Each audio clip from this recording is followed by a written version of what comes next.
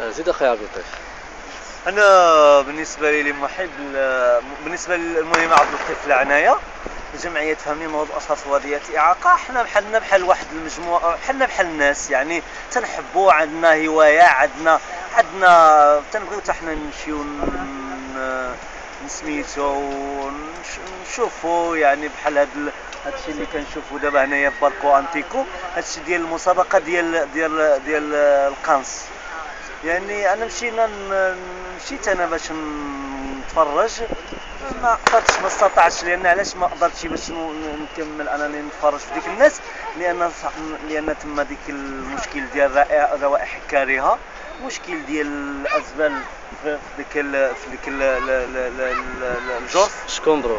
الجور كاين سكومبرو، كاين حتى الزبل، لان سكومبرو ديال الحجاره ولا الياجور ما يعطيش ديك الريحه الكارهه، لان سكومبرو ولا الازبل ما يعطيش ديك الريحه الكارهه. ديك الزبل مثلا سكومبرو ما يعطيش ديك الريحه الكارهه، ولكن تما اللي تبين لي انا كفيف، لان شو باش حسيت بان ماشي سكومبرو، حسيت بان الزبل، يعني الرواتب ديال الحوت ديال واحد المجموعه ديال الحوايج ديال شي حاجه اللي هي ماشي مزيانه يعني مليوحه تما. انت عبد اللطيف بصفتك كتمثل واحد الشريحه من المجتمع اللي عندها احتياجات خاصه وكذا، واش جبرتي مكانك في هاد الفقره هذه في ديال هذا المهرجان هذا؟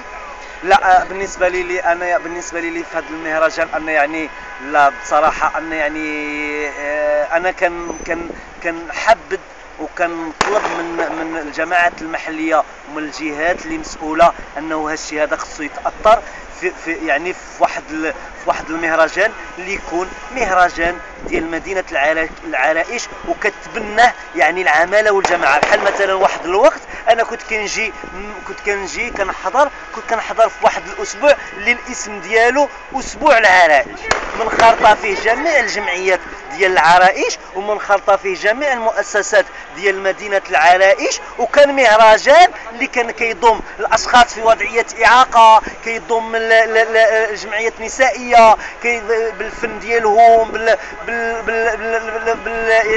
داكشي اللي كينتجوا يعني بالمنتوج ديالهم، يعني لا البحري ولا التقليدي ولا.